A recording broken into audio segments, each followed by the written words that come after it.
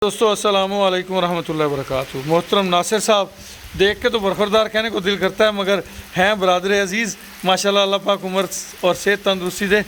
ये जनाब हमारे भतीजे हैं साथ में। बेटा जी क्या हाल चाल है? ये साथ में इनके दोस्त भी आए हुए हैं और ये राना अवैस अब्दुल्ला मौजूद हैं।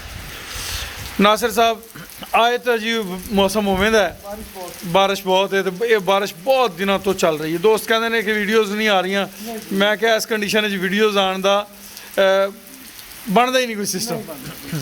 बहरहाल चलो, वैसे तुसी थ्रू आउट बच्चों की हैल्थ भी चैक की है, सिस्टम भी चैक किया, की महसूस करते हो पहले की निस्बत होना अपना सिस्टम कैसा है? माशाल्लाह सब बहुत खूबसूरत है माशाल्लाह, बच्चे भी बहुत प्यारे लै रहे जी, साड़ी सोच अच्छी है, कम तुसी बहुत अला कर रहे जी, साड़ा बहुत अला है। लेकिन जो वैदर चलता पाया मौसम की सूरत हाल के नाल इतने थोड़ा जिहा प्रॉब्लम बारिश भी है, बाकी सिस्टम तो ठीक है, अल्लाह है बिजनेस साड़ा माशाल्लाह अल्हम्दुलिल्लाह अल्लाह चल रहा अल्हम्दुलिल्लाह। क्योंकि हुण असीं समझ लो वो थोड़ा जिहा सीख लिया है, पहले असीं सीख रहे सां, हुण असीं सीख लिया है। ब्रीडिंग का जिहड़ा सिलसिला है ना जी, उहदे च बड़ा टाइम लगदा है ते बंदे नूं समझ आंदी है। सानू हुण समझ आई है कि कलंदर साड़ा जिहड़ा वो पास है, परफेक्ट है, उहदे तो असीं बच्चे लै सकने हां। कमांडो तो असीं कलंदर छड्डिया, कलंदर साड़ा फेल हो गया, वो 2-3 महीने जिहड़ा रहा, हुण 2-3 महीने असीं सानू वो भोग फिर भुगतनी पैनी है। अच्छा सीमन, अच्छा बुल, अच्छी गाय, ये है बेसिक तुहाडे ब्रीडिंग प्रोजेक्ट का परपस। शुरू च असीं बेतहाशा गाइयां खरीदियां, वो छोटी गां भी आई, वड्डी भी आई, कमज़ोर भी आई, वो अखराजात ज़्यादा, इनकम घट। इस टाइम जो है साढ़े को इस टाइम 100+ गाइयां मौजूद ने, जिहदे च 80% गाइयां जिहड़ियां ना वो टॉप क्लास ने ब्रीडिंग के लिहाज नाल। ते आने वाले वक्त उम्मीद है कि हर बच्चा ही टॉप क्लास आएगा।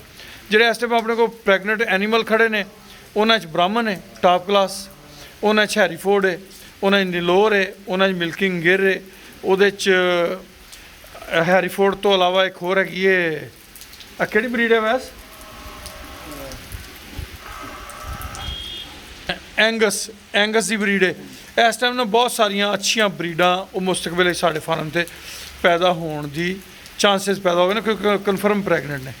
तो शुरू के 2 साल जोड़े ना समझ लो वो सानू लर्निंग पॉइंट लगे ने।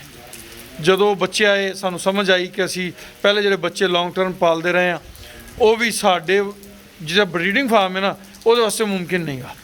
या तो होवे साडा फैटिंग फार्म तो असी वो बच्चे सिर्फ बच्चे पालीए, ब्रीडिंग से सिलसिला ना होवे, वो बच्चे पैदा होए, उन्होंने बच्चों तो असी जो दुध पियाण आते सन वो अगों ब्रीड कर जाते सन, वो अगला साल उन्होंने ब्रीड आती रही। हुण साडे कोल टोटल ब्रीड साडे अपने हाथ की इंसैमिनेशन या अपने हाथ की क्रॉसिंग है अल्हम्दुलिल्लाह। अल्हम्दुलिल्लाह। छोटे शहजादे इधर आ जा पुत्र, इधर जो ना रंग क्लीयर नहीं आना तेरा, हाँ हुण ठीक है। सुना बच्चे वेखे ही माशाल्लाह बहुत प्यारे हैं, दिल नूं लगे नहीं एवं खाली गली मती? इनको भी लगे, क्यूट ही बहुत है, इनके कलर्स बहुत प्यारे हैं अल्हम्दुलिल्लाह। माशाल्लाह बहुत अच्छे हैं। राणा साहब तशरीफ आफज़ का बहुत शुक्रिया, तुहाड़ियां मुहब्बतां का बहुत शुक्रिया।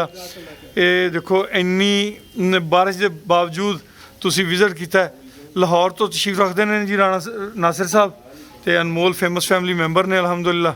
अल्लाह पाक सारे दोस्तों को खैर ते बरकत देन जी। ਜਿਹੜੇ ਦੋਸਤਾਂ ਨੇ ਸਾਡੇ ਨਾਲ ਜਿਹੜੀਆਂ ਉਮੀਦਾਂ ਰੱਖੀਆਂ ਨੇ, ਅੱਲਾਹ ਪਾਕ ਸਾਨੂੰ ਉਹਨਾਂ ਉਮੀਦਾਂ 'ਤੇ ਪੂਰਾ ਉਤਰਨ ਦੀ ਤਾਕਤ ਔਰ ਤੌਫੀਕ ਅਤਾ ਫਰਮਾਨ। ਸ਼ੁਕਰੀਆ ਜੀ ਤੁਹਾਡਾ ਵੀ, ਤਸ਼ਰੀਫ ਲਿਆਏ। ਸਤ ਬਿਸਮਿਲ੍ਲਾ ਜੀ ਆਇਆਂ ਨੂੰ ਜੀ।